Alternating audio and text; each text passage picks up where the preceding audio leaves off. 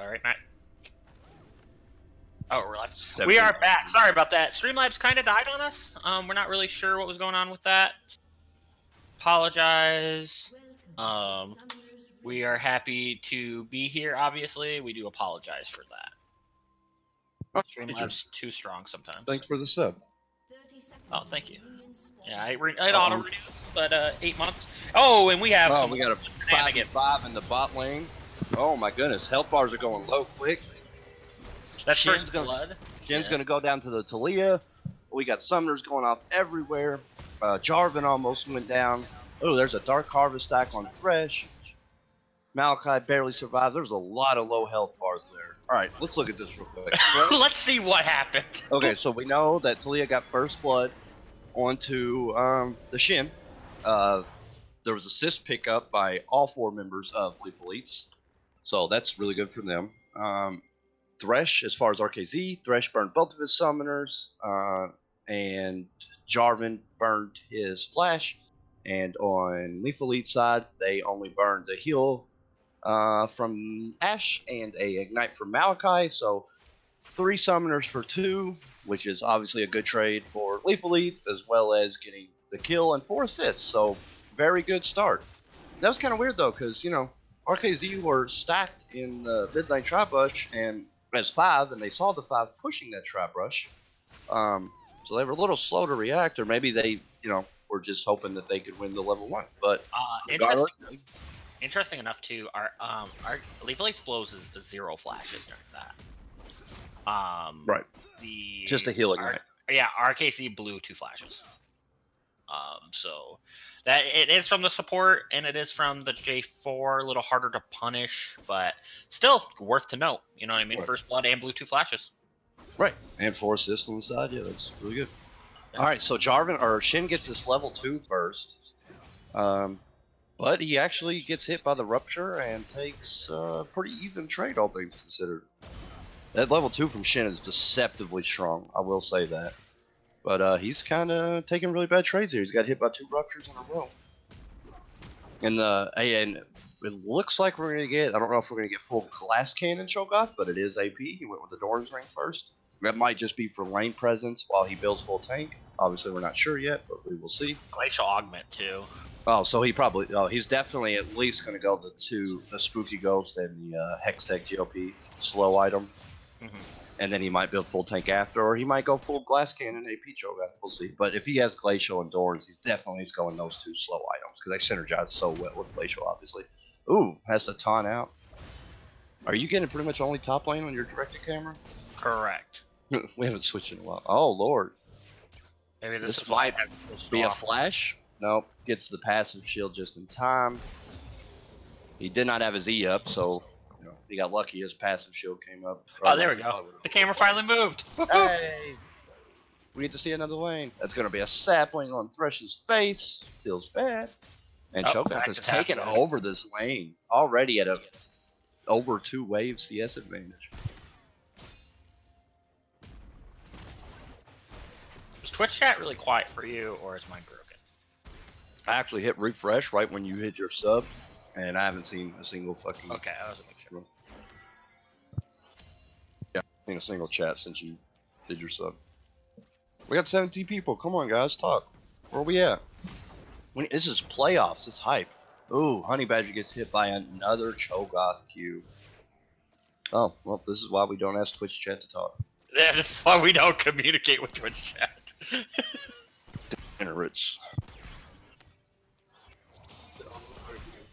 All the work we did for Gavin to have this playoff bracket, and he's rude. Report Gavin. We had a good conversation in Trash Talk earlier, me and you, about sports and all kinds of stuff. All right, so we are still in the top lane show.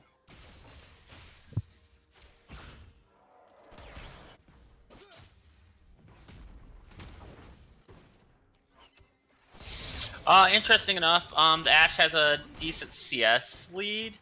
About 10. The Cho'Gath is absolutely just smashing top lane, though. Like, the Shen's not having a good time. Yeah, Ash has got a decent lead, but yeah, Cho'Gath is doubling Shin's CS. He's taking fantastic trades. He's been topped up on health while Shin's consistently been half or below. Ooh, Victor's going to get hit by the full combo. Good dodge by Filbert too there. He's going to trade back a little bit, but and Filbert's already got 3 Dark Harvest stacks at 5 minutes. He is definitely on a roll to get that damage ramped up. Freezing the wave, I'm assuming. They're going to try to freeze here. It's not going to freeze exactly, but good enough. The Thresh giving a lot of lane presence, though. You know, making the Maokai and the Ashe really respect the hook. Yeah, it's not even... Oh, look at flash. Oh!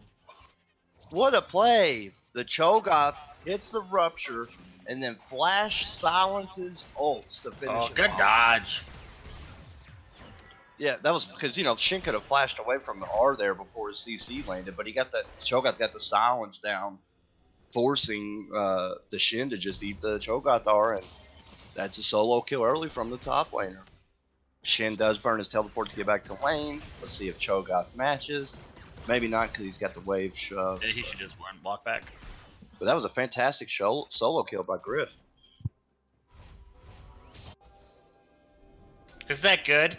Is that good, Gavin? Because me and Curbs were playing Fallout 76 when it first came out, and we had a ton of fun, but then we ran out of shit to do. Well, I will say, Chad, I've been keeping up with the subreddit, and they just had a huge update called the Wastelanders update, where they added NPCs and a shit ton of new content.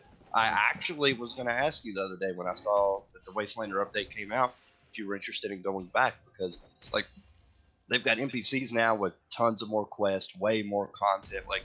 Maybe we should go back, Curbs. We'll have to download it. Is hype, you know. That's the one thing we ran out of content to do, and no NPCs kind of sucked. But I mean, we played that game. Fun. We played that game a ton. So we ran out of content. I'll message Peaches tonight and see if he'll download it too. Yeah, I heard the squad. Gavin's agreeing, but I've read on the subreddit that this update's fantastic. The NPCs, like Gavin's saying, are adding a lot, and there's just a lot more shit to do and more quests, and it's like, you know, more of a traditional Fallout with the NPCs. You know, it's like literally what we wanted it to be, an actual, like, you know, Fallout 4 or Fallout New Vegas with NPCs added. Good trade again by the Cho'Gath. Oh, and he actually burned his time trying to slide out of the Rupture. His ult's back up. He's gonna just kill him. Griff with another solo kill. This Shed is not having a good time. 30 CS, 0-3, literally not having a good time. Wow. On top of that, that's 2 ult stacks for Cho'Gath that aren't minions. You know, he gets his 6 free for minions, and after you get those free 6, it's when it kind of gets hard because, you know, you have to actually hit champions or like Baron or large epic monsters. So, getting 2 early solo kills on, you know, an actual champion is huge because he's still got 6 free stacks waiting, and he can get big boy quick. And obviously, with AP Cho'Gath, those ult stacks are important because, you know, you're building a lot of the bruisery AP items that build health and stuff, but you know, that's your main way of getting tanky is these ult stacks. And, you know, that's a huge advantage for a Cho'Gath. He's already got his Hex Tech. GLP, which, you know, synergizes so good with Glacial Augment, and top lane's going to be rough for a while. Yeah, top lane's going to be rough. The Cho'Gath is up 40 CS. 2 kills, already has GLP. Good game, good flash. Yeah, I don't understand as the Shen how you can even possibly contest the Cho'Gath now. Like, you go near him, you probably just die.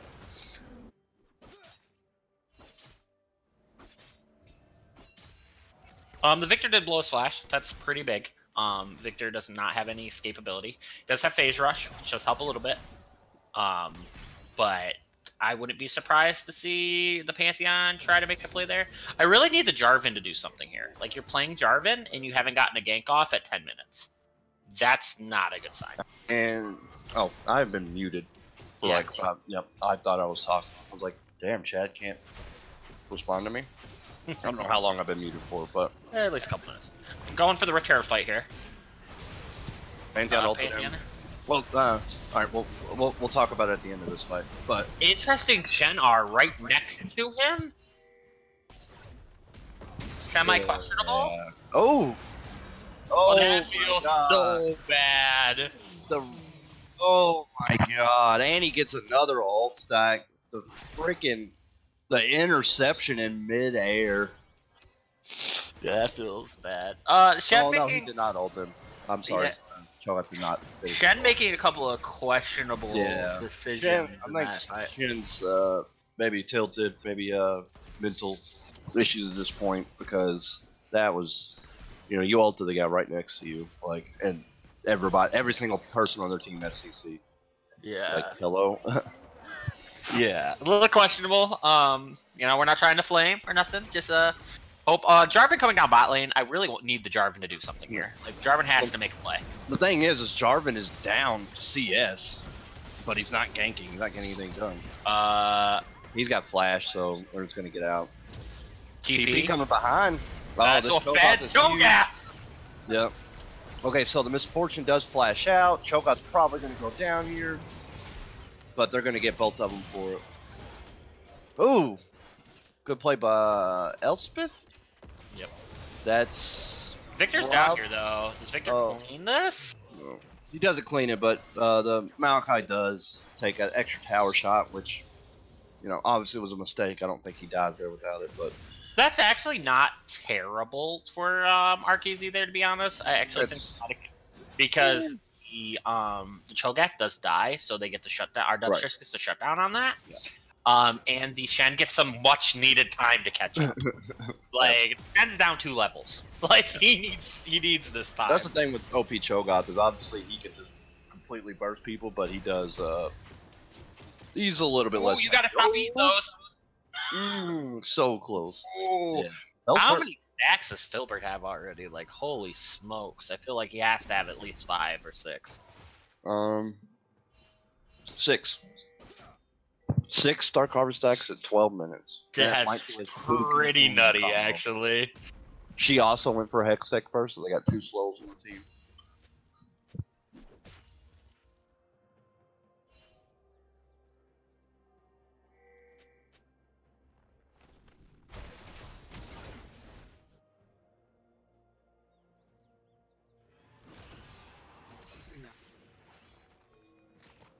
No, he definitely has more than 3.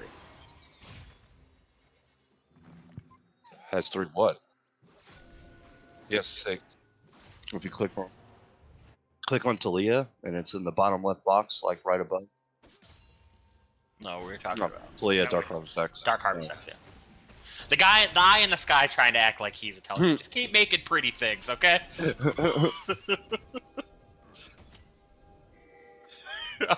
We know that Cho'Gath's at 3 stacks now. Twitch chat. Thank you, production. Ashe has Bork. Like I said, still has a nice, comfortable CS lead. I'm a little confused how the Pantheon is out farming and out participating. Everything. Yeah, that's what I was saying when you mentioned Jarvan needs to get something done. He was power farming. He wasn't getting ganks off. He wasn't counter ganking. He wasn't where he was supposed to be, and still down CS. Not great. And Boy is extremely good. I've watched Boy play a couple times actually. Very good jungler. Good on Jarvan. This might be a gank if they catch this. Oh, good dodge by Elspeth, honestly. Here comes the Jarvan. Does the Pantheon? No, could Jarvan kill Ashe? Yes, he does. And Elliot just there to completely clean up the fight. Like you said, that Pantheon ult and Dalia ult, the entire team can be somewhere in mere seconds.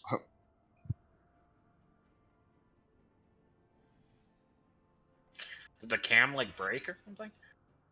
Our directed cam, we got to see all of that. What happened? Twitch chat's complaining. Yeah, it's not. Fucking Matt, are you here? He AFK'd with like his mouse moving. Matt? He fixed it. Okay. Have you ever like accidentally moved your mouse? Yeah, move your mouse when you walk away. Yeah, that's. Armor scrolls. Yeah. Sorry, Twitch chat. Basically, they used all their level 6 ults to fight bot lane. Elspeth did die, but they cleaned up everyone else. Philbert the Wise is now 5-0.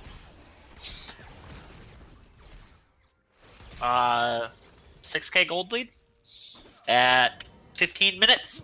Yikes. Yeah, that's a yikes. Cho'Gath was able to get the first tower top lane, too. That's like we're getting close to uncomebackable territory. That is a lot of gold lead. This Talia monsters right now. I wouldn't say that. Victor scales extremely well. Like, Victor will get to the point where he insta-kills people. The problem with that is the Cho'Gath will also insta-kill the Victor. Right.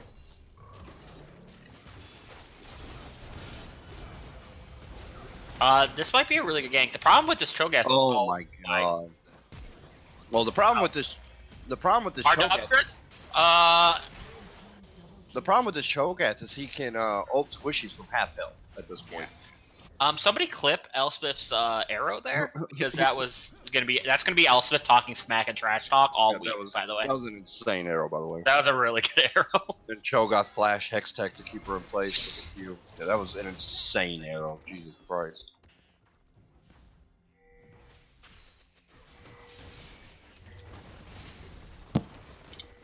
That was insane. All right, so just kind of having a zoning ult here for Maokai so they get the turret.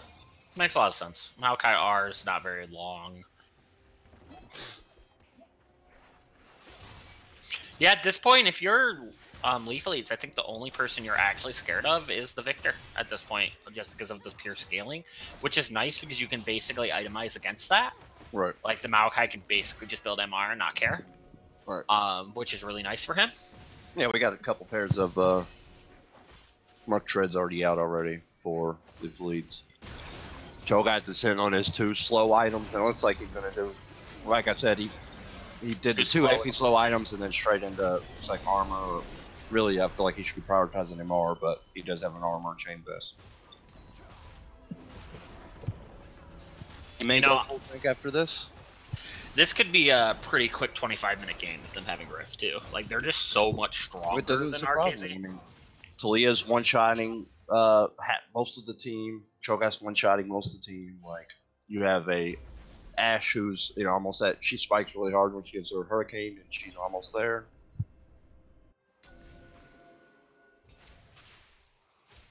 It's looking good. It does. Looks very good. Talia's got her mega slows. She's at Crystal Scepter and GLP. We have a Spooky Ghost and GLP. Like, Victor has his Hex Core and Tier 2 boots, but he just needs more to be able to deal with this. Yeah, he needs Lich Bane. At least. You don't want to be here, Thresh. This Cho'Gath does a ton of damage. Jesus. He can just ult from half health. Even the Thresh. Yeah. Like, he did that earlier to the Squishy, but it's like, whatever. But even the Thresh he can ult from half health. Yeah, Elspeth just gets free time bot lane, just increasing the CS difference. Damn. Cho'Gath is so scary. And with both, he has Augment, GLP, and Shadows, like, you can't get away from it. Well, Port comes out. 1v1. Does not have Asher, actually. Elspeth is, getting a... Ooh! Nice play by Julian. Flashed through the Jarvan EQ. Wow. I think he gets out to it. Yeah, walks it out. Flashes through the Jarvan EQ is nutty. I don't think you want this fight. Shin's 2 level down.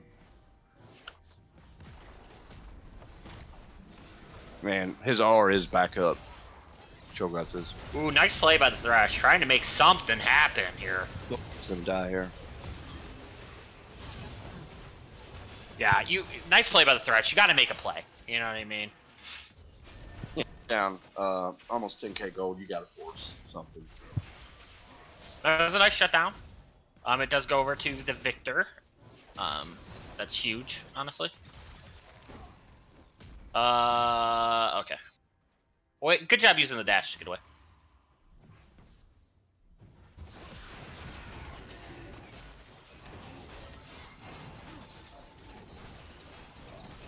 Leaf Leaf does get the dragon off of that. Can't contest, you're down way too much gold. And that's exactly what you have to do as RKZ now, is just get picks. Catch people out when they're, rotating or when they're out of position. That's really all you can do, because I don't know how you deal You could 3-man a Cho'Gath here. Our Dubs just has to be super careful, though, because he will insta-die.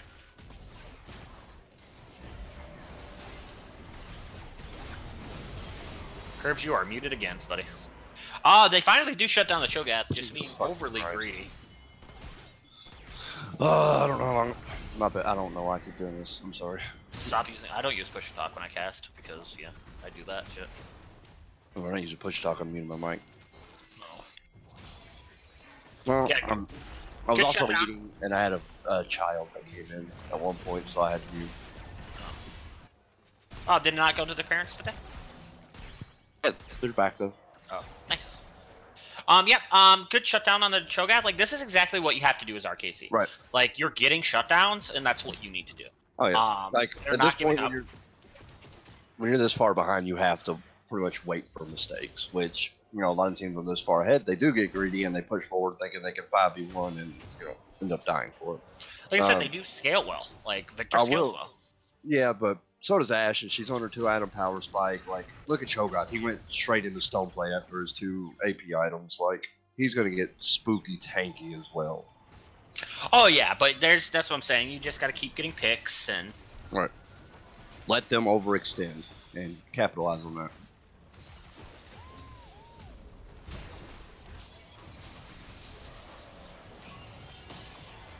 He just got super quiet. Ooh, Thresh might be kind of in a lot of trouble here, actually.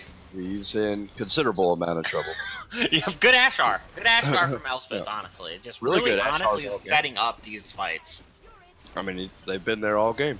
It's almost like me flaming him in trash talk today made him play League of Legends. Hell yeah.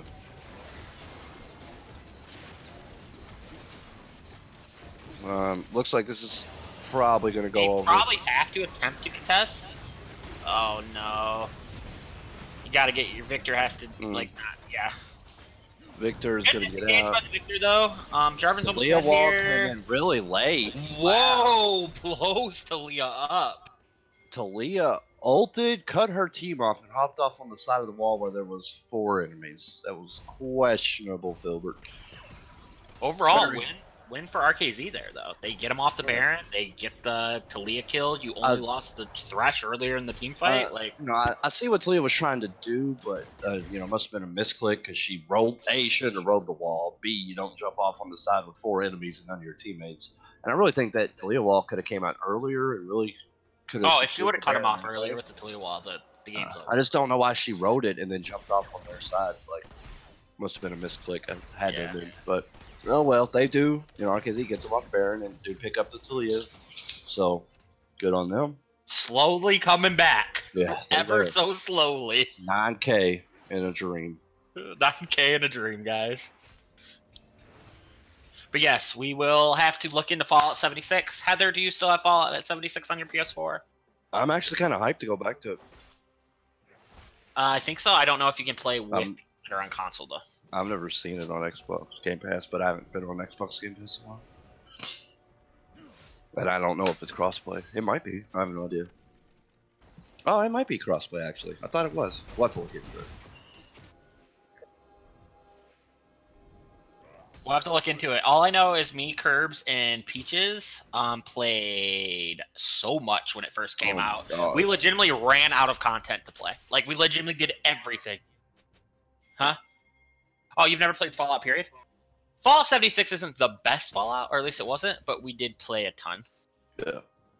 I played them all but the original 1 and 2. I think we got to the point where we were invading the nuclear silo, and that was basically the end of the game for us. That's just the only in-game content, and there's only so many times and we ended up, doing that, like nukes places, but it just gets boring. Like, oh, let's nuke White Springs, let's kill the same high-level shit and get crappy legendary. Like, it's just...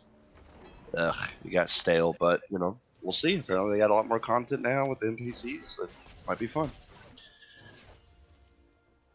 Yeah, I'm excited. I'll have to download it again tonight. Hell yeah! If Matt can get it, I would be willing to restart and play on PC if it's like free to play or whatever. It's not free to play. I'm not restarting. I might restart I might make a new tune if you guys want to all level up together, but I'm not gonna. I don't think I'll rebuy it. I'm not that. No, I definitely wouldn't rebuy it. That's what I'm saying. Like, if I could trade out my console copy for PC time. I don't think that's a thing. Interesting team fight here. Everybody's on top of everybody. They do. There's a lot going on. Yeah, there's stuff going on everywhere. This Cho'Gath's coming. Jesus.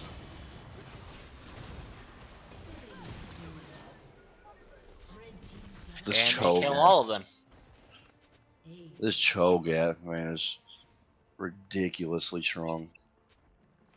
Yeah, the Pantheon played that really well. The Jarvan tried his best there. He dove the back line by the Jarvan tried his best there too. He jumped on top of the Elspeth, but the problem is Elspeth has Bork and Hurricane already, which means that, and that's full tank Jarvan. So Elspeth legitimately got to just face tank him. A very behind full tank Jarvan who, you know, he did jump on, but he was already low and just instantly got just blown up.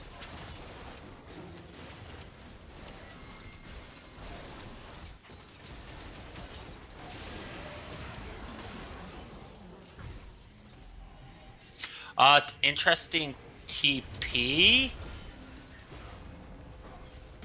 Good flash from the Taliyah. Messes up his EQ combo, the Jarvan does. He Q'd, then dropped flag. Okay. Can I get a "what is you doing" emote, please? What is you doing? Oh, because I was really confused. Mistimed his cooldowns, maybe? I'm not sure. Yeah, it happens. To the best of us. Looks like 420 playing Jarvan there. Only he hits EQ, he just misses the character. Right. This Cho'Gath is huge. He's got 10 stacks, and he's only gobbled 2 minions. Yeah. Stats are a little off the wall just because I don't feel like roll swapped or something. That's insane. He's only done 2 like regular minions, so he can still ult 4 minions. So he get 4 more stacks off minions alone, like salt off cooldown. That's insane. That's a 10 stack Cho'Gath with only 2 minions. That is nutty.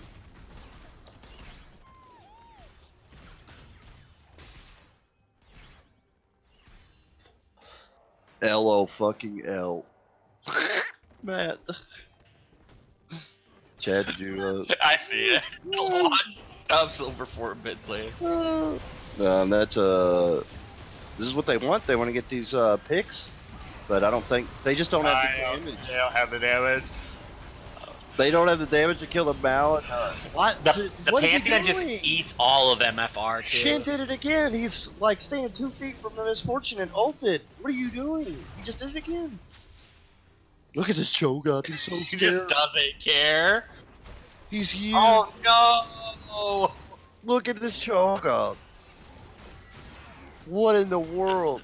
Yeah, but Shin did it again. Like, I'm not trying to find it. Like, it's the second time you've used your high cooldown ult on a carry that's 2 feet from you, and every single champion on the enemy team has CC to knock you out of it. Like, that's not how you play Shin. Like, I don't know. I don't know if he plays Shin a lot. Like, this was obviously a top diff. Like, there's no flame, but like, you know, obviously just outclassing the top lane.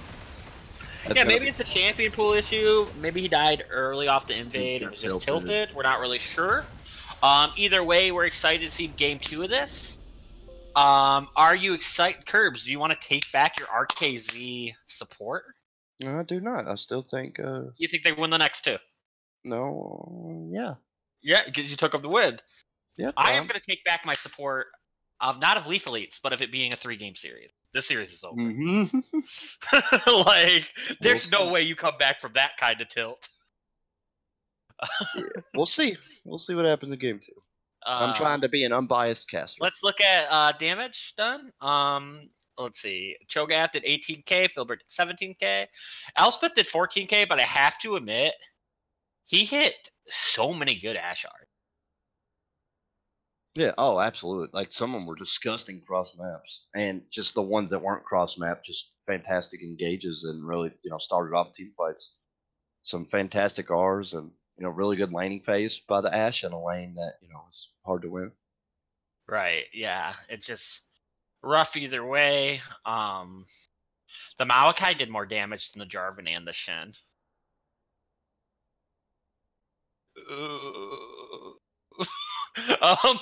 Either way, we're gonna go back to break here. Don't touch that browser. We'll be back for game in a minute. 2.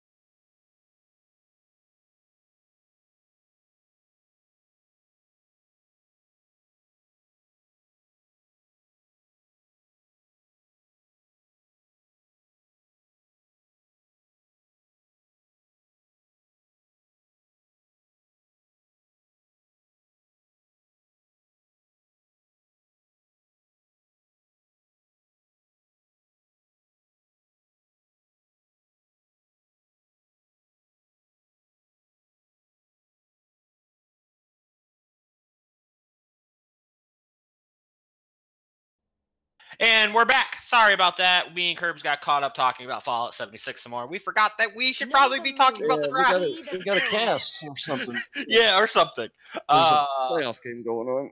Yeah, so we have Leona, Rise, and Zillion.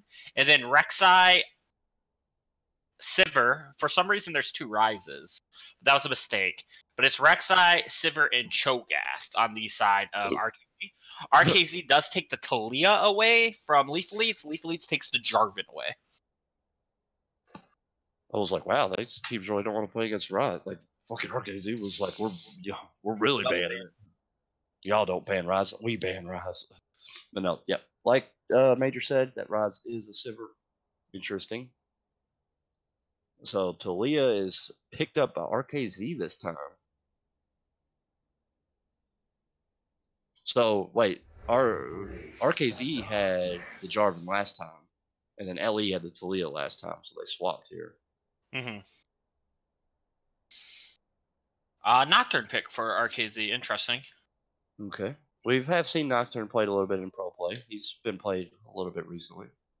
I don't think he's that great, but ooh, and Jinx comes out. Interesting. You know, the Ashe obviously had a really good laning phase. You know, and our Dubstress just really didn't have the support. You know, obviously our Dubstress is the centerpiece of this team. Was, you know, a front runner for. Has MVP came out yet? Did we announce that? Did what? No, has it's not come out yet. Okay. Well, it's not out yet, but my personal, I'll just go on and say, you know, my vote was for our Dubstress. I think our Dubstress had a fantastic season, and regardless of whether you think our Dubstress wins the MVP or not, I don't think you could argue that he's not in the voting. Had a fantastic season. Has been, you know, just the centerpiece and the focal point of this RKZ. And, you know, it just didn't seem like, you know, his team played around him. Like, obviously, you know, the Shin was picked top lane, probably to, you know, help the bot lane, because they kind of drafted a dive bot lane comp, and, you know, a Shin being able to, you know, shield R-Dub and get down to the fights quickly. But, you know, they just got too behind early. Like, a lot of solo kills on Shin from the Cho'Gath early in laning phase. Bot lane was pretty back and forth, but, you know, they did end up getting those 4-man bot parties, and, you know, our Dubstress never really had the tools to get his items and pop off. So we'll see. You know, it looks like Nautilus is going to be picked up, and that's a good, you know, great initiator and is able to peel for an ADC. Malachi is going to get banned, which, you know, he was obviously played support last time for LE. RKZ's already picked their support, so maybe they're worried about top lane taking Malachi, I would assume.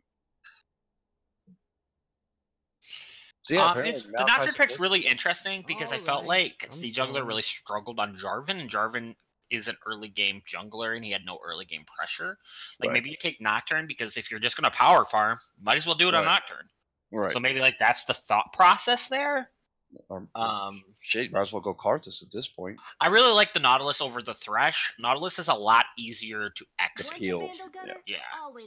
Oh yeah, absolutely. Like, I really like Tristana. I really think the Tristana feels good with the buffs. I really do think I do as well. I think Tristana's an awesome pick. You know, decent laning phase, even though it's, you know, and it's a character. It's a champion who legitimately can 1v9. Right, absolutely. Yeah, with W resets, and, you know, later in the game with her gigantic range, and, you know, just her chase down, but her safety.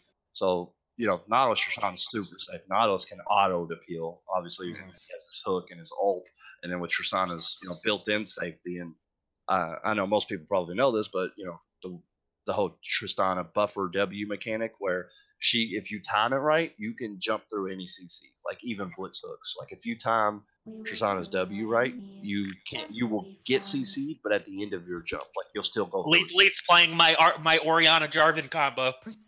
Let's go. Ooh, with Camille too. Ooh. All right, so I really like this team comp. They're obviously on the scaling side. Camille's disgusting late game and can perma split push. She just does so much true damage with her Q late game. Orianna and Jinx are obviously hard scalers. Taric for the protection and team fights is a good team fighting comp. They've got good engage. They can even choose to split push. This is a very well-rounded LE comp, and I really like this draft more than their last draft. Like, obviously they had a plan last draft with the 4-man bot parties and trying to keep our Dubstress down. I think that's what their whole draft was centered on, was attacking our Dubstress and making sure he doesn't 1v9 and pop off. But this game, they're obviously going for, a more well-rounded team comp, and they've got, pretty much all their bases covered. They can 1-3-1, they can 1-4 with Camille split pushing. They've got really good engage in both Camille and Jarvan, and even, Ataric is like a secondary engage. They've got really good team fighting ultimates. Jinx is obviously a really good team fighter with her Fishbones rocket launcher. Oriana's obviously one of the best team fighters in the game. Camille can lock down targets. Jarvan can lock down. Like, Ellie is, I'll commend Ellie. They definitely fixed any draft issues. They're not trolling. They're not trolling. That was what we talked about on her side. Their main win condition is not trolling drafts. Is that Silas top lane? I believe so. And I wonder if that, maybe they have that specifically as a Camille counter. I really could not tell you whether that's a Camille counter or not. I don't know top lane, and I haven't played Silas since he was busted on release. So, which he very much was busted on release. I was a dirty Silas abuser on his release, but I haven't touched him since they did like his mini rework. So.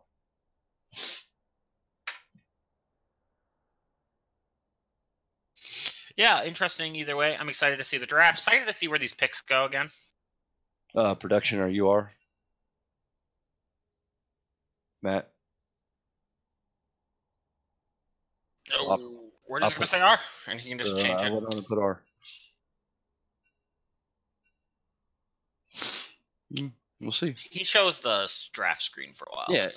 Yeah, he's got draft screen while we it'll be a while before we're actually in game, at least another 5 minutes. So yeah, like Lethal Elite's really just not messing around, which is what I really wanted to see from them. And, absolutely. We talked about this. I've been talking Lethal Elites up every week on her side. How I think they're one of the best teams in Olympian. They're up there with Syndicate and Baka, and they're like up there with them. Yeah, on paper, but their drafts are troll, and then they don't take things seriously. They've done it all season. Yeah. Like Kale bot lane, Kale AD carry into Caitlyn. Remember that game? I'll never forget that game. I'll never forget that. Because it got drafted, we were like, wait, where's that? Is that Kale ADC? Yeah. I still remember Caitlyn Morgana. Yeah. I still remember the look I had on my face when I came to that realization. Yeah, so it's like now. Yeah, I guess one of the most strongest bot lanes at the time was obviously the Kale Morgana. Yeah, so I am happy to see that Lethal Elites are like taking this pretty, like it is playoffs. They want to be able to, win the. They want to, win. Like they don't want Syndicate to trash talk them the rest of the season. You know what I mean? We're going into the off season, yeah. Because bragging it sucks having to go a whole summer until well, not the whole summer, but the entirety of summer until the next season starts of trash talk. Just hey, remember when you lost? Hey, you remember this? Oh, yep. Because that's not a good feeling. That is not a good feeling. Agreed. But like I said, I love the adjustments LE made to their draft. I think RKZ I really liked their draft up until their last pick. The Silas. And I'm not saying it's bad or good. I'm not actually saying anything. I'm just saying I don't know enough about this matchup to comment on it. I will be honest. I don't have enough information to comment. But it seems pretty intentional because they saved. I just want it to be known. Once again, Orin was up. Obviously, games in a row where Orin has been picked or banned. That's kind of Orin and Malachi are both up. I get it. Camille into Orin or Malachi isn't the greatest thing, but Orin wins the 1v1 early, and Orin is useful at all times. Well, the Malachi RKZ basically inted. No offense to the guy. He or was Malachi banned, but still Orin basically inted. Really struggled. So I feel like maybe they're saying that's not top diff. Maybe they're saying that was, he took a bad trade or whatever. But I almost feel like you put your top laner in something that's not going to int, strong in lane, and then 100% useful in team fights. Well, like you said, I feel like Silas is just really greedy. Oh, I mean, it just sucks because Invade obviously is the first one to die. That mentally sucks. Damn, I just died immediately. And then it goes in and gets solo killed twice. That's hard to withstand mentally. So, this Honey Badger could very well be calm. He could have communicated to his team, all right, I'm not going to bring these, I'm not going to bring last game into this. I'm good. Put me on Silas. There just has to be something they know. I feel like this is something they've practiced. Or, maybe they know, hey, Griff likes Camille, and maybe they've practiced Silas into Camille, and he's really confident on it. I feel like you don't see Silas top often, and they saved it like very last pick. Like they had counter pick. They made sure Honey Badger got counter pick, and this is what he went with. So they've got to know something we don't, right? Like you'd imagine. So yes, he did struggle very hardly in top lane versus Griff last game. He died in the invade. He died to 2 solo kills pre 10 minutes. I'm pretty sure. Like obviously game 1 was rough, but like I said, this was their last pick. They've specifically saved Honey Badger a counter pick, and they saw the Camille, and they went with Silas, which is unconventional. You don't see him top often, and especially into Camille. Like, they've got to know something we don't. Otherwise, I don't think they would have went something as polarizing as this. So, we'll see. Yeah, maybe he's just really feeling the matchup. You know what I mean? Like, I wish him the best of luck here. I hope that it wasn't just like a salty kind of thing where, okay, give me Silas. Like, I can beat this guy. You know what I mean? I just feel like it would have been safer. Whatever though, risks, reward, you know what I mean? Silas has decent ults to take here. Like, Tarek ult's huge. Oriana ult's not bad. Camille ult's pretty good. Jarvan ult's not bad either. Like, there's some pretty good ones. The only one I'm not a huge fan of is taking Jinx ult. That's a personal preference. I haven't seen Silas top in a long time, so I don't know how this even plays anymore. So maybe they know something we don't know. Maybe the guy's a Silas one trick and we just don't know it. You know? I have not done my research. Curbs, we cannot hear you again if you're talking. Personally, I do like Leaf Elite's comp better. I think it's easier to play. They do have a ton of globals on the side of RKZ. This would have been a decent game for the Shen again. Even if he did struggle, just because Shen Nocturne gives you so much power. And I think Nautilus is a much easier champion to play than Thresh. Point-click CC, point-click ultimate, auto attack. The hook radius is much bigger than Thresh's, in my opinion. What comp do you like better?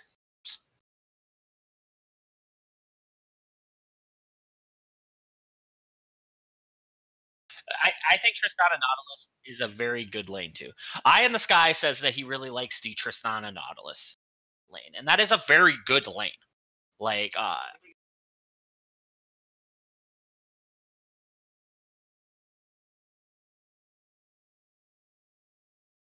can the Twitch chat hear you or no? Can Twitch chat hear you or no?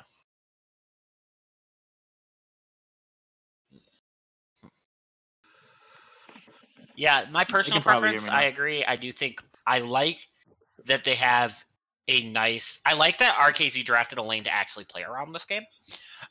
Because I think Nautilus Tristana is a very powerful lane, and they're all in at level 2 is actually disgusting. So I'm really happy they drafted a lane. I think obviously the Jarvan wasn't really working because we didn't get a lot of early pressure, so let's play something that's just going to farm. Yeah, exactly. Like I said, the Talia, taking the Talia, if they can use the roaming power of it, like our Leaf Elite did game 1, I think that's a really good pick. The Silas, I'm still really iffy on, but we'll see. But overall, I do think that Leaf Elite's comp's easier to play. I think Leaf Elite's is really simple. Camille dives the backline, Jarvan dives the backline, you hit Shockwave. Jinx cleans up, Tarek is your disengage. I think it's a very easy comp to play. I agree. Yeah, I think a lot of the team fights are going to revolve around, like you said, like what Silas takes and how he's able to use it. Like, about 15 seconds left for spectator delay. They have an ability to win bottom lane. I feel like early. Like I don't like Tarek. We need the oif of shadows. That's what we truly need right now. That's what we all need. Right, 420. 420 agrees. You can't hear him agree, but I heard him. Welcome back.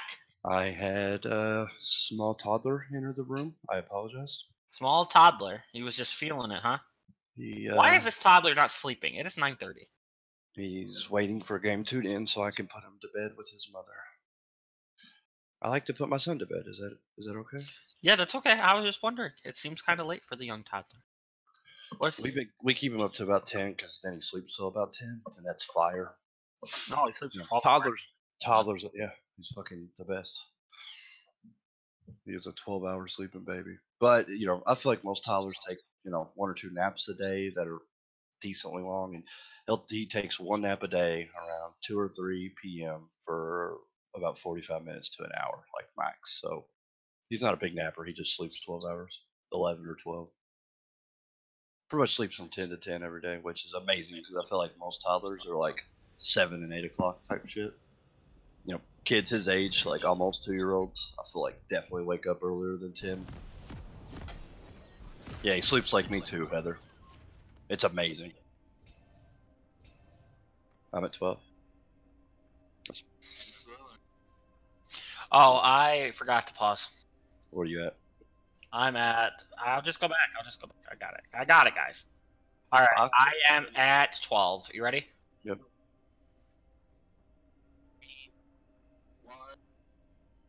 And I am good to go. All right, we're excited to see if this goes to game 3 here. Like me and 420 were talking about, you guys did not hear him, but me and him were discussing team comps because Curbs had, toddler stuff. We are flipping the screen right now. Don't worry, Lucifer. I think I do like the fact that RKZ drafted a lane they could actually play around. I think Tristana Nautilus is extremely strong, especially level 2. I like that, seeing as the jungler couldn't get anything going in the early game, let's just play something that doesn't do anything in the early game anyways. Right. That's the idea. Hard farms a 6. Yep, hard farms a 6 and kills things. Sure, you could have even brought a Karthus here, hard farm to like level 11, 2 items, and then just hold and win the game. Yeah. Why do we not see Karthus jungle? That's what I need to understand. Because he's very difficult to pilot early. Like, I don't know if you've tried him, but I've tried him, and you have to like kite good, or you're going to be very low clear. And also, Batman, I'm the new jungler. You're playing support. I'm playing Karthus every game. Like A, he's hard to pilot early. B, it doesn't really work in solo queue because you'll get hard flame because you just don't gank anything. Like, you just literally power form and like occasionally you'll come by and throw your slow wall and hit him with a few Qs to get a dark harvest stack. Like, your laners will obviously hard it like they are wont to do and flame you for no ganks. That's true. The solo queue special. But I was saying I do like Leaf Elite's comp overall better because it's easier to play. Oh, I do as well. I told you, when right at the end of the draft that I thought they have a fantastic draft and they could do so many things. Like, they have really good team fighting. Like I said, they have really good split pushing as far as like 4-1s. Like, they've got really good scaling on their side. Like, I really like this Leaf Elite's team comp here. Good trade top lane, actually. Yeah. Not bad for either person. Yeah, I love this. I love Leaf Elite's team comps. And that's you can get away with those trades as a Silas too because you have Corrupted Pot. The Camille already used her potion, which means she doesn't have any. Yep. But this is the first time all season I've said this, but I really like Leaf Elite's draft. Oh, they hit level 2. They could turn this. Oh, if they could have quickly attempted to turn that to Jinx. Probably could have got a lot more of Trist's health gone, but. Yeah, you gotta respect the level 2 of Tristana Nautilus, though. It's such a strong level 2. Oh, yeah. It looks like Tristana has some of the best level 2 bursts in the game. Oh. They put a ward down. Look at Nautilus was positioning to make a play. Oh.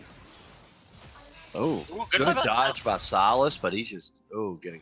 Those shields. Yeah, her passing is so strong, especially if it scales up later in the game. Like, it's great early game, too, but just adaptive. It's just so good into everybody. Like, oh, you're going against the Silas top lane? Let me E stun you, auto you to get the shield, hit you with my, Q2 that does true damage, and then by the time you're unstunned, you've already got hit with true damage and only get 1 auto or ability off, which doesn't even break my shield in my mouth. She has really fun trading patterns. She went Conqueror, which obviously is busted right now. A lot of champions are going Conqueror, but pre-Conqueror, I actually played Camille a lot. And she felt really good with Hail of Blades. Just for, I played her jungler. You remember when she was a good jungler and I spammed her? Because her freaking gank, her level 2 ganks were amazing. But you go Hail of Blades right when, before Conqueror was freaking, ooh. Good catch. Really good hook. Oh, and the Silas. That's probably a dead Silas, I would think. Oh, no. Oh, no, maybe not. No, Griff. Griff? He turned it. Griff. Oh, Griff, what are you doing, buddy? Griff trolled. Really well played by the side. Oh, good grab by the Nautilus, actually. Lollipop, Nocturne's down here too. Oh, The WM by Dubstress, he's not going to quite have the damage. But yeah, that was Silas obviously played that as well as he could. He played that very good, but it was a mistake by Griff. At the end of the day, like Silas played that as well as he could, but he should have been dead there. That was a misplay by Griff. Burned his flash, which isn't the worst. I mean, it is pretty bad because they traded flashes. So like, yeah, you got Silas's flash, but you also burned yours and died. Griff TPs to shove the wave in and then instantly backs. Interesting. Where did he do that for? What did he pick up? Another longsword, I guess? I don't know. Yeah. Or two pots? That was kind of weird. I don't play top lane, so maybe I just don't know. Good trade by the Talia. Orianna does not win those early. No. As an Orianna main, like, you do not win those trades early. Those Talia burst is just way too strong early. I will also agree as an Orianna main that you don't win those. Ooh, Nocturne might be in a little bit of trouble here. Good way to buffer that. Oh, Nihilus is here. Oh, they get the Foreman here. The Silas! She's going to die to the tick. Night tick. She don't have Re anymore. Yep. The Silas heard us talking shit. You said what, mate? I wasn't talking shit. What'd you say about my Silas pick? I said he outplayed. I didn't talk shit. I didn't comment on it that he must know something we don't because. Yeah, he must have had a plan. Like they had to practice. Like you don't just pull out Silas top lane for no reason, and especially as your last pick of the game counter pick. Like you've got to know something we don't. Yeah. Like, yeah, you're in playoffs and you just saved counter pick for your top laner. You saw it was Camille and you picked Silas. Like, that's not something you just do in playoffs. But hey, it sounds like something Leaf would just do in playoffs, actually. But that wasn't a Leaf Elite. I know, right? Like I said, he played as perfectly as he could in that top lane, and he was rewarded for it. There was definitely a little bit of a misplay on the Camille. I think Camille can get that kill to at least. Good catch. They do split their focus a tad bit, which is a little disappointing. Yeah. But they just went on and burned Jinx Slash, which means none of the bot lanes have Flash and heal. So it's just a Taric Ignite, and they're both chunked, so they're backing. And that's a free Drake. That's a really strong lane. 420 is going to be expected to play a lot of Tristana coming up in the next couple of days. Tristana's fantastic. Tristana feels good. She's not for such a hyper scaling ADC. She does not have a bad laning phase, and she can perma push. And it's really good if your team is prioritizing getting those early Drakes to kind of put pressure on the enemy team for soul. I mean, she perma Flash Leona is so strong. And she just as Tristana, you perma push whether you want to or not. So like I said, it can be really good whenever you're planning on getting those early Drakes because you're going to perma push as Tristana. Unless you just never level up her E. Oh. That was a really good dodge by Silas. I'm assuming Silas is going to turn this when her Q comes off cooldown.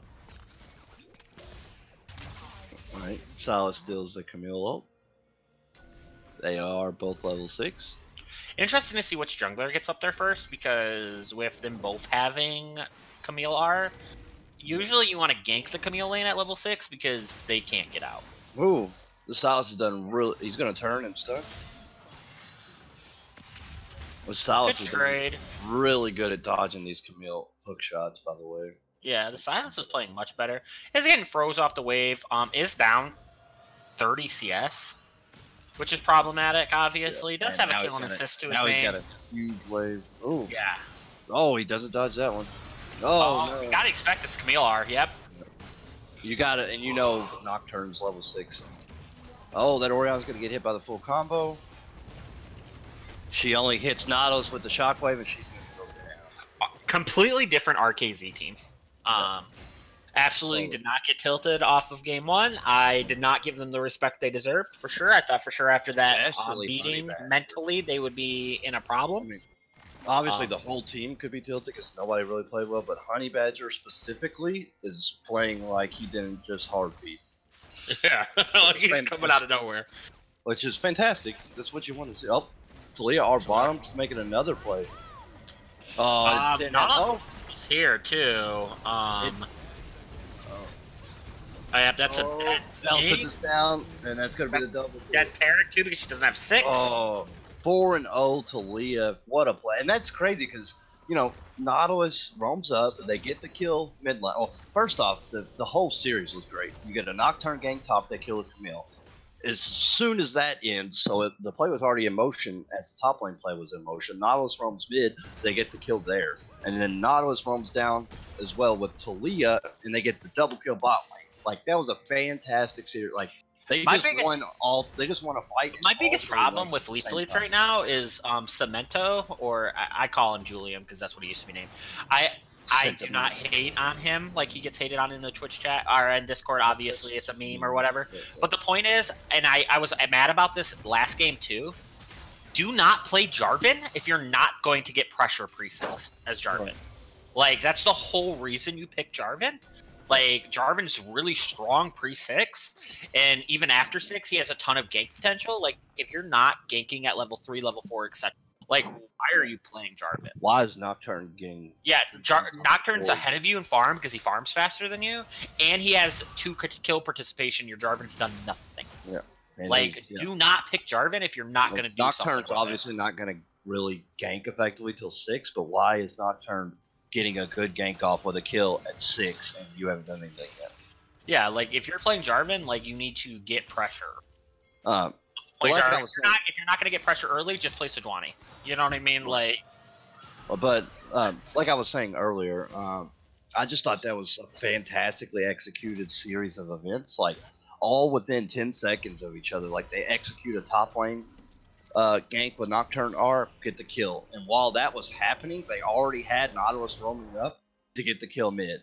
And then as soon as Orianna goes down, they roam back down, Talia and Nautilus together to get a double kill bot lane for Talia. This was all within. They really want the Sylas kill here, like. This was all within 30 seconds of each other. Like, that was very. This might be a dive. They got to be really careful with the dive because he has Orianna shockwave. Orianna ult hit. Yeah, that was too greedy. Questionable. Filbert taking absolutely disaster for Lethal. Obviously the Sylas sees you, steals Orianna ball, hits a 2-man shockwave off of it, and then the Nocturne R and the Talia thing. You cannot dive versus a team with Talia and Nocturne. You just cannot tower dive versus them because they will be there instantly. Like, you go 3 for 1 there. Like, that is not worth. The Talia's 5-0. She hurts.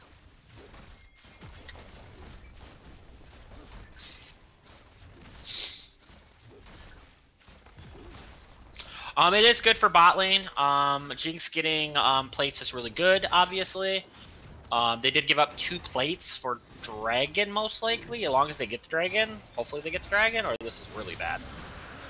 Nocturne does get the Dragon. Talia ults in.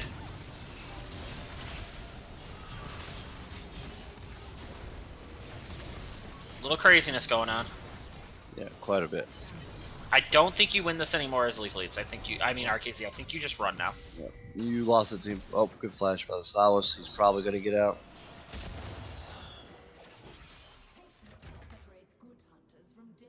So the Tristana... Leaf Leads does play that pretty well there. They do get 3 kills. They lose 1. They lose the Dragon. I think 2 kills for the Dragon's pretty worth. They did blow a lot for that. Obviously, they blew TP for that off to Camille. Sylas did not blow TP. He just walked down there. Oh. Tristana's going in. He's going to get this kill. Nope, Tristana, or the... Oh, good point blank Orianna ult to save her skin, kill the Sylas. If he gets an assist, he's going to... Oh. Wow. Yeah, good play by Julian. That was a really good stopwatch and play to get out of that. League of stopwatches, guys. Because if he didn't stopwatch there, Dubtress 100% gets that kill, gets the W reset, and 100% W's on top. Orianna, 1-shots her and W's out. Like, he was at full health, so he could have took that turret shot. So without that stopwatch, I mean, Dubtress would have went on a rampage there. This is what we want to see, though. This game is hype. Like, back and forth, constant fighting. Yeah, it's only a 2K gold lead. RKZ does get the Rift.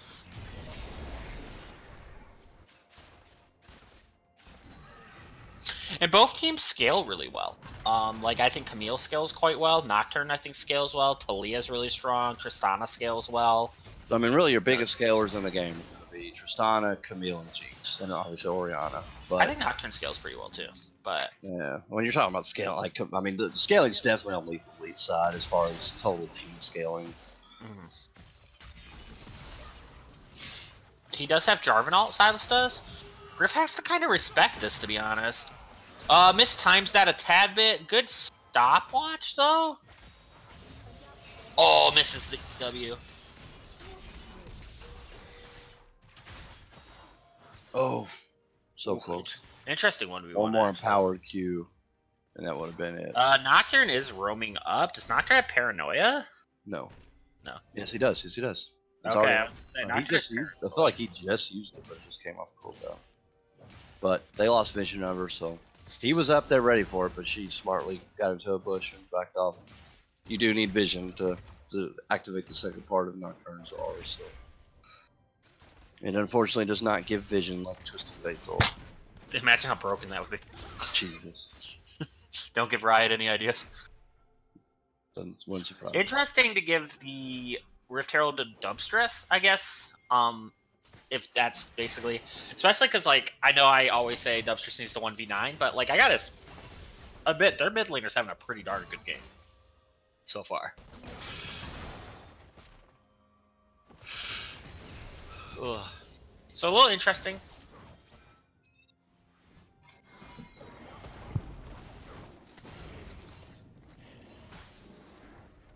Interesting to see where the Nocturne. Interesting to see where. Oh yeah, he didn't give it to the Talia. That feels bad. Oriana might be in a lot of trouble here. Oh wow, actually, yeah, Nocturne goes too close to the tower. Rift is gonna go down. Ooh, good Nautilus hook. Oh, oh nope. The ult doesn't come down. Pops him first. The ult does not come down in time. Jinx might get first tower off that though. Yeah, I think that's actually pretty not bad for Lethal Elites. It could be a lot worse. You got first tower. Sadly, you were not able to get the mid tower. Silas does get to push shove in again. Is down in CS still. But looking much better on Silas than we did on Shen.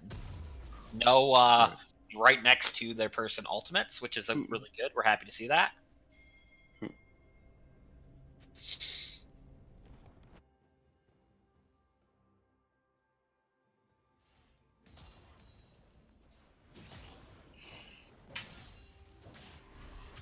Dragon should be up pretty soon. You cannot give this to RKZ. 3 dragons. Infernal Soul is not a ton of fun. You don't want to give them 3 dragons already. Decent poke. Nautilus is extra spooky because he's Nautilus. Silas is roaming down.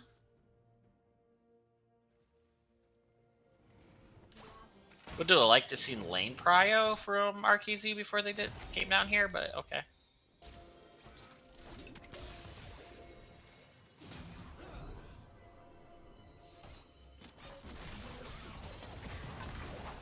Misses combo, that hurts.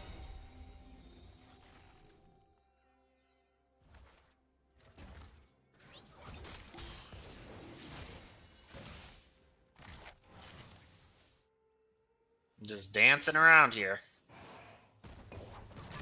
Yeah. Pretty fun, engaging stuff. They should all in this. RKZ should, while Camille's not with them. It's a little late for that. Yeah. Camille's backing? Silas is catching the mid wave, so they don't know what kind of dance they're doing. Why? Camille does have TP, so I'm assuming that's why she's back there. Alright, I know there's a oh, sorry. Objective timers. I don't know why by default it's off. I have to turn it on every time. But I'm glad that's a thing. The objective timers. This game is fuck sideways. We're hanging out at the dragon pit for the last 3 minutes. Camille and Silas keep trading mid waves, pushing, and the side waves haven't been touched in quite a while. But the Tristana's ADCs down are there both now, shoving in. both Jinx. I would say both Tristana's ADCs. 2 levels up in the Jinx. Like, the Jinx needs to be careful, too. Like, Tristana could legitimately just 1v1. The Nocturne goes in 1v3. Taric ult on because of the Silas.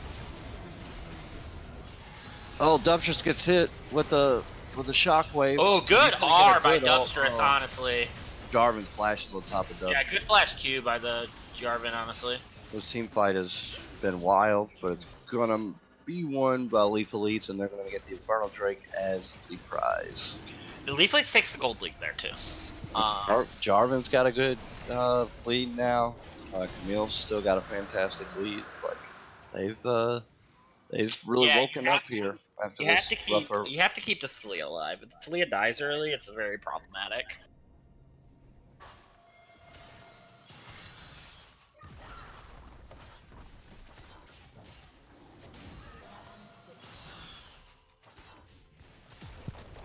Camille has Sheen, so she just takes tower so quick.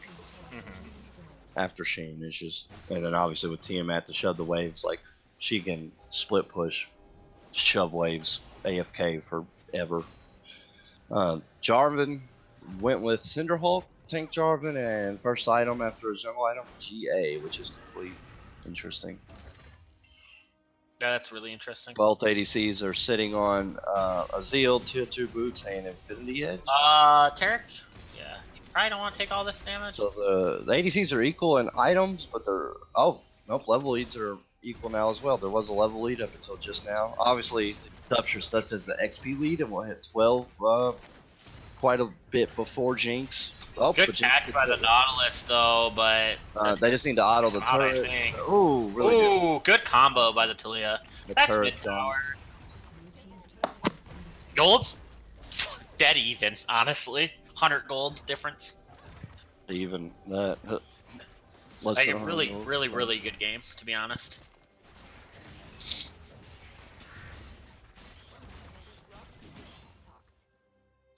Elspeth does have a CS lead now, just from picking up side waves, really. Which it does get to the point where the Jinx gets, items and probably kills everyone. I apologize for my yawn. Old age. It'll get you.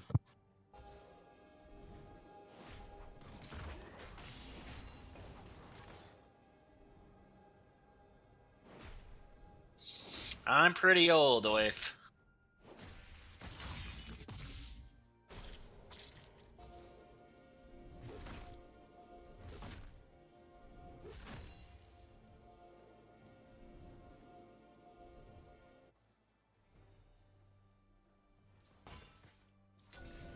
The Nocturne has his Duskblade. That's going to be a huge spike warrior Duskblade for the Nocturne.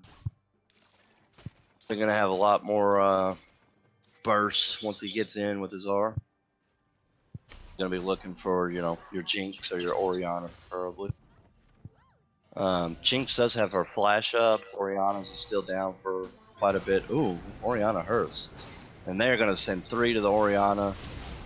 Oh, good 2-man Interesting for the shockwave. Camille to join the die. And they're just going to get. Oh, Jinx ult. Good Jinx ult, though.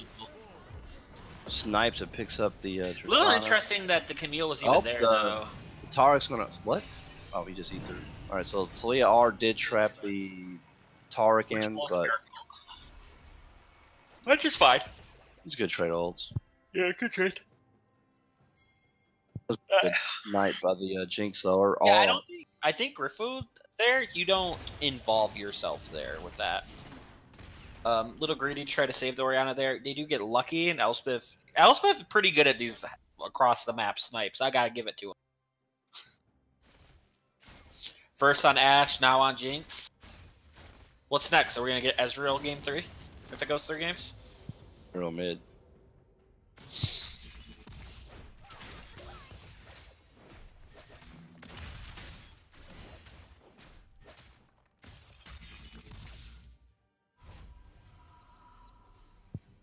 Camille is on her Triforce now. If Merc treads in a Tiamat, so she's got her life still scepter, so she is in a very good spot. I don't think she can be matched in the side lane at this point. Like, if you're a Camille, I think you just literally just live in a side lane. Like, I don't understand. Like, I think the only person that semi-matches you is the Talia, just because of her wave clear. But, like, I don't understand how the Sylas can possibly match you. Yeah, his wave clear's got gutted so many times.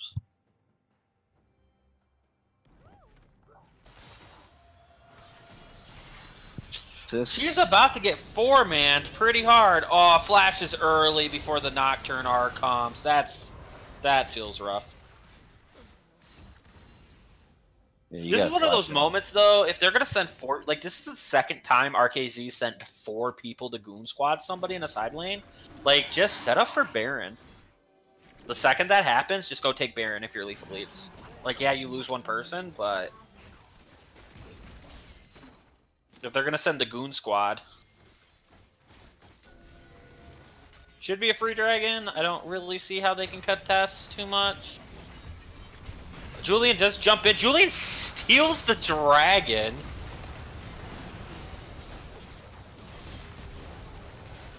Pops on the Jarvan. Elsa flashes out. They should clean this. Oh, really good 4-man Jinx rocket middle of the team fight.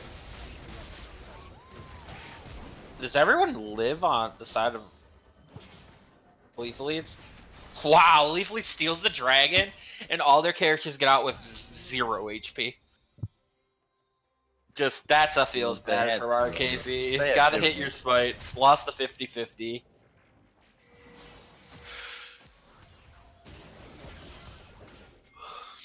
Gold's still even, though.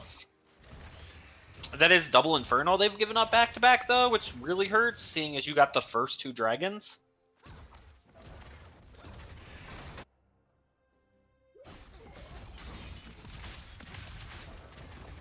And that's actually, you know, it's nice that RKZ got the first 2 dragons, but it's really bad if Lethal Leads ends up getting the soul because, you know, they, like, I feel like, you know, if a team gets the first 2 dragons and the other team gets the other 4, like, that's so much stronger because they get 4 of the same dragon, especially Infernal. Like, imagine 4 Infernal Drakes with Infernal Soul. It's disgusting. Camille actually turns. Yeah, I Camille's think it's out, too. Absolutely. Camille's disgusting with Triforce. And she only gets stronger from here. She's a hard scaler. I mean, I can't believe she turned that. Just disgusting damage. Oh. Tristana's here, though. Tristana picks up the Camille kill. Taric ult comes down. Good Zanya's. Good Zanya's gonna die either way, though. That was a good ult on the Taric to save his skin. Yeah, Tristana's hard scaling right now. They're gonna just push for Baron. Jungler's dead. Camille made sure of that. I mean, the Nocturne is up, but does not have Paranoia up, so I don't think there's really a way. Doesn't get here. All right, so Talia Wall comes out and they trap them in. Oh, Talia's coming in, putting the damage down. Oh, the Jinx dies to Baron, and they peel off. Oh, Dubstress gets out. Oh, Dubstress actually gets out. Oh, he died for it. Wow, and they turned that. Wow, that was fantastic. The Baron was under 2k. Talia Wall comes out, starts bursting people. She bursted Jinx to 1 HP, who could only run into the pit to die to Baron. And they get through. The Baron was under 2k, and they pulled him off and win the ensuing team fight. This Talia is about to have death cap. If she combos you, if you're squishy and she combos you, you just die. Oh yeah, especially after death cap. But that was fantastic by RKZ. Could not have asked for a better outcome there. Yeah, played that really well. Once again, the gold having Baron under 2k. Once again, the gold 100% even. Like, what is going on in this game? This is playoffs right here. This is what we want to see. I hope all the playoff games look like this. 30 minutes in, less than 100k gold difference. Literally, exactly. Probably like 60 gold difference. Yeah. Honestly. Yeah, every time one bumps up, like 2 seconds later, it goes back to you. We got our supports on either side of the walls. Oh, Steel Taric ult, that's probably the best ult for Sylas at this point in the game, I would think. Oh, yeah. I mean, it depends. Like, obviously you can get a Camille or a Jarvan if you're looking for picks, or even if you're looking for extra damage, the Jinx or Orianna. But Would really like what to see Taric the ult go back into a side lane. what I don't think Taric she can. ult brings to team fighting is just disgusting. So that's awesome that Silas has it. Would very much like Camille just to stay in a side lane at this point. You do have TP up. Yeah, with TP up, she should be. With TP down, maybe not as much, but with TP up, there's no reason not. Because they have to send a goon squad to basically kill her. At least 2, if not 3. If probably 3. We've seen 2, and they felt. Oh no! This is the hook and the Talia. The Fnatic bush catch doesn't. That Missed feels the hook terrible. and the Talia W. Oh, that's a Tarek just clenched his butt cheeks there. Which he really did. He dodged the Talia W. He didn't dodge the hook. The hook was just bad. Like, there was no time to react to the hook. It just was a bad hook. But he did dodge the Talia W. Feels bad. Both of those miss.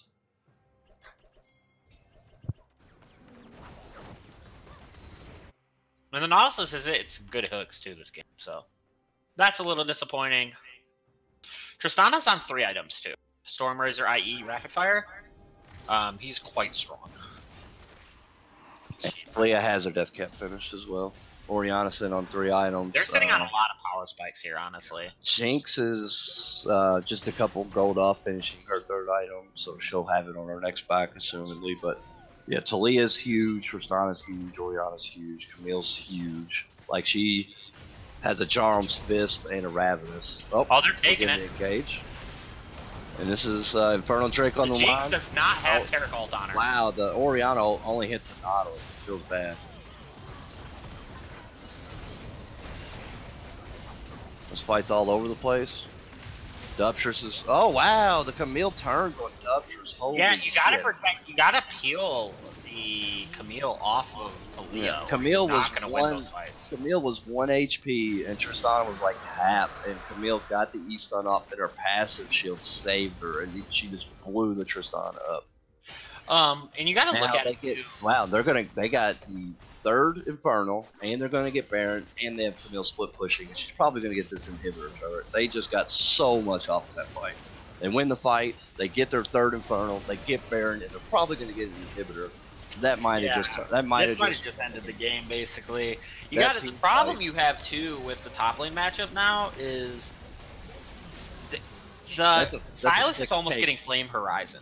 This is a 6K gold lead, by the way. They just within 2 minutes switched it to a 6K gold lead. The Silas is getting Flame Horizon. Almost. Yep. Yeah. He had a very good early game. He was 2-0. Now he's 2-5-3 with only 100. Like, the Nocturne is out CSing him. He has 137 at 32 minutes. It's unacceptable. Like, he was 2-0. Yeah, it's just questionable. Like, he's just so far behind in gold. He's basically an Arbot at this point. Wait, are these playoff games still best? It's not best of 5. It's best of 3, right? It's best of 3. Or finals are best of 5. Semis and finals best of 5. Best of 5. Okay, that's what I thought. So this game is a best of 3. This is elimination for RKZ. If they lose here, they lose.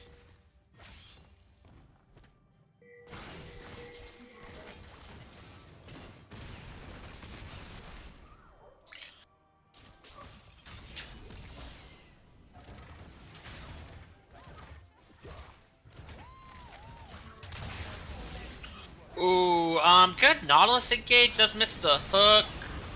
Gotta stop engaging on top of the Orianna. She has Zanya's, yeah. Like that's not the person you want to ult. You want to ult the Jinx. Good stopwatch. Julian trolling a tad bit. This might be game.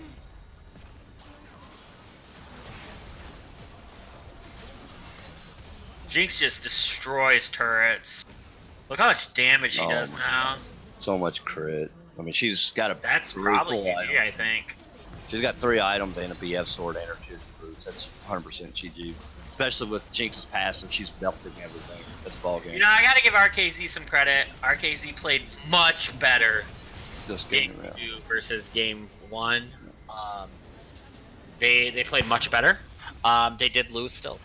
So that's the end of RKC's season. Feels really bad for Dubstress. Last season, I think he made semis, if I remember correctly. Yep. Eliminated in quarters this he year. Worked, he obviously worked hard. He improved a lot. He played a hell of a split. Yeah. RKZ played really good up until 28 minutes. The gold was completely even. Yeah. Up until probably 28 minutes. I don't know what else to say short of that. Like, that's the end of your season. I look forward to seeing next season. I look forward to seeing Leaf Elites. I'm assuming they're going to end up playing against Baka Onichan. Obvious Syndicate Esports has their choice. I'm pretty darn sure Syndicate's going to take Diddly Dongers. Yeah. That's my personal opinion. I do think, I I said, RKZ can really look at where they lost this game here. Like, I don't understand the Nocturne ult on the Orianna every time when she has Zanya's. That doesn't make sense. It's just letting the Jinx basically free fire. So you know where they went wrong here, and hopefully they can fix it going into next season. Maybe make some roster changes. I think that they did pretty good considering. Oh yeah. Excited to see the damage graph real quick. The highest in the game was the Talia at 27K. Jinx had 20. Talia had a good game. Orianna at 21K. Yeah, it was really the Talia show with our Duptress wasn't too far behind at 19K, but it was Talia and Tristana doing all the damage. But there was 3 members of LE doing all the damage. So yeah, and the Camille is just a problem too. Like, the Camille's just deleting your Talia. Right. They're just not peeling the Talia off, and that's the problem too. Same thing for our Dubs. Like, I would have really liked the Silas to have been an Orin. Yeah. Well, same thing in game 1 with our Dubs. If that's an Orin there, you can have the Orin engage and use the Nautilus to peel. You know what I mean? But in this comp, like, the Nautilus is your engage too. Right. You know what I mean? So, like, you can't peel and engage. So I got to give them. Yeah, I think that's a draft issue. Maybe it's because the top laner doesn't play top lane a lot. It could be that. But short of that, good series overall. Excited to see them most likely take up Baka Onichan, and I'm really sorry to see RKZ. Yeah, RKZ had a great season. Don't be down on yourselves. Got to give a lot of credit. You guys had a fantastic season. I think Dubsters had a fantastic MVP caliber season. You made it to playoffs. It sucks that you're exiting playoffs early, but it was a good series. You guys fought hard and great season, and hopefully we see all of you back next year. Do we do playoffs for MVP? Because I know I did not do them on Monday. I don't personally like whatever. We can do whatever. If I had to pick one, it would probably be Gurf, top laner, because of the Cho'Gath / Camille game. Even though he did look pretty ugly on that first flash dive, that was pretty. He still did. he made it look better though near the end. But no, yeah, that he had that one misplay, but he absolutely popped off Cho'Gath game, and he did so much work getting in the back line and brought it back from that rough start. And yeah, I would definitely say Griff was. That's who I would probably pick too, just because of the Cho'Gath game. Like, Filbert played really good too, especially game 1, and he ate a lot of pressure in game 2. But I think if I had to look at standout performance, it would be cool. So congratulations. We're gonna skip an interview, I think, just because. I don't like to. Yeah. We're gonna have a lot of issues with that. So yeah, so we're gonna skip that because we do have a lot of issues with those. That's gonna do it for us here, though. That was going to do it for us tonight.